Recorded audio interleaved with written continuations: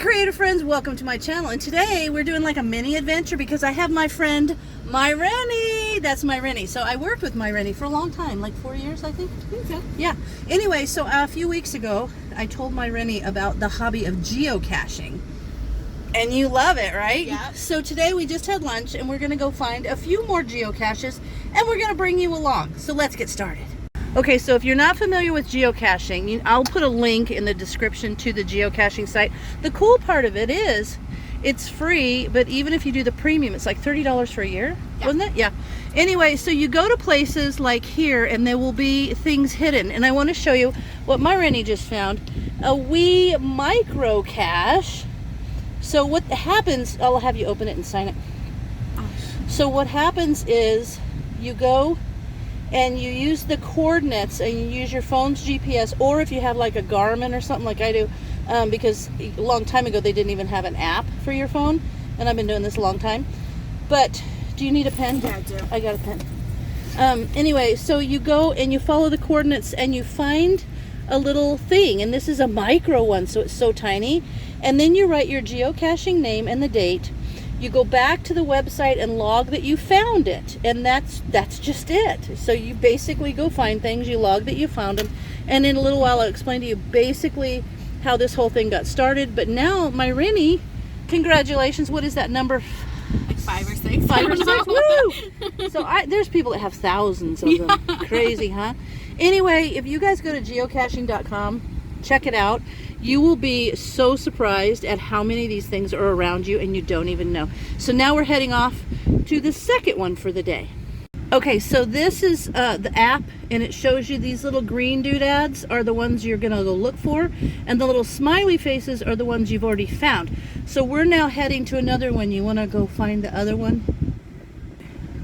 All right, so this is the next geocache we're gonna go find, and you hit navigate, and it literally gives you how to get there, and you're just gonna follow that and we'll get there. So Maireni is going she's giving me directions. She's using her little, how far is it? It's on the other side of the mall, right? Yeah, it's on the other side. Okay, we're gonna head around there and we'll see if we can find it. But so there's a thing called a trackable. Show me your trackable. Oh. So sometimes in the geocaches there will be these little things like this. I can't see the side with the trackable. There it is. So there's a trackable thing. They're called travel bugs, and they go in the geocaches. And when you find one, you actually log that little number and say that you found it, and then you move it to another geocache and log that it's in there. So some people like to go find trackables. Sometimes trackables will have like a mission like they want to do. But honestly, trackables have been to the space station. One of the astronauts who was a geocacher actually took a trackable to the space station so that he can log that it was there.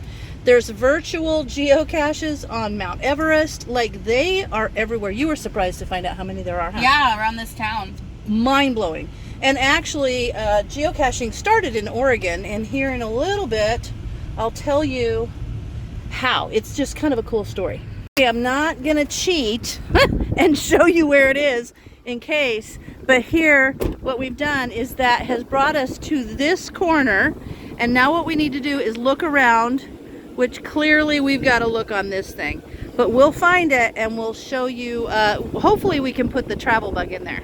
Okay, so we found it, and I think we were unscrewing the wrong thing, which I think we were like unscrewing a security camera, but hey, we don't have it. All right, let's sign it and we'll put it back. Okay. There it is. I've already signed it. Now Maireni's signing it. And we got to go put it back. Let's put it back. All right, so Maireni's logging it. And now you can write a little note. It's like I put on there, it took some looking like a security camera looking at us. Almost unscrewed the wrong thing, I'm sure. Anyway, so I want to show you how it turned from the little green thing to the little smiley face. See? Yay, there it is. Now we're going to go find, that was called Pink Poodle. Mm-hmm. And now we're gonna go get gas and go find a couple more. There she is. We found this one. There she is, going to rehide it. So that was fun. That actually took us a little bit of time to find because it was well hidden. So anyways, super fun. Super fun. Now we're off to another one just down the street. And so geocaches can be every 500 feet. So that's kind of cool. Here she comes. Now we're looking for one with Bigfoot in the name, so I wonder where we're gonna look, Maireni. Okay, we're done for the day. We had the one we were just looking for, we couldn't find. No, I'm kidding. So we'll have to go back for that one, but we will. So anyway, I wanted to ask you, what's your favorite part of geocaching? Probably just getting out and going and look for stuff. It's fun. It's fun. Actually, you learn a lot. Like, I didn't even know that little place where we went and found that one by that statue. Like, there's little plaques with all the history of the town. It's kind of cool. Anyway, there it is. And now I'm going to drop Maireni off, and then I'll explain to you how geocaching started, which is actually really cool. So I'll be right back.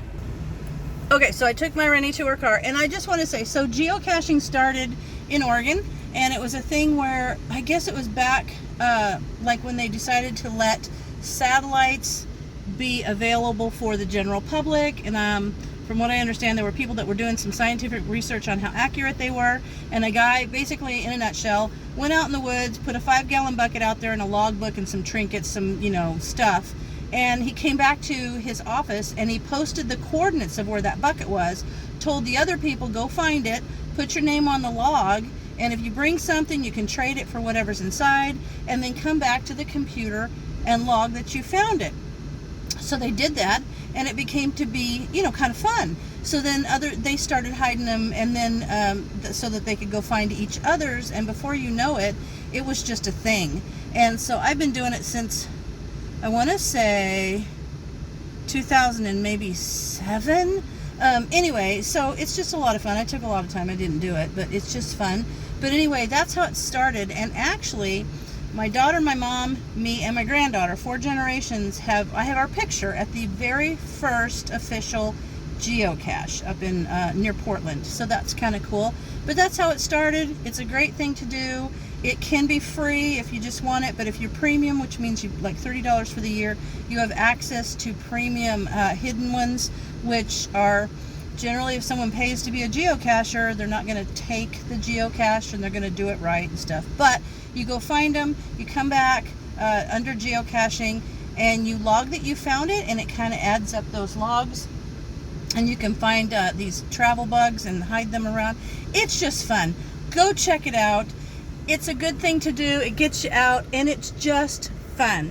So if you start doing it, let me know.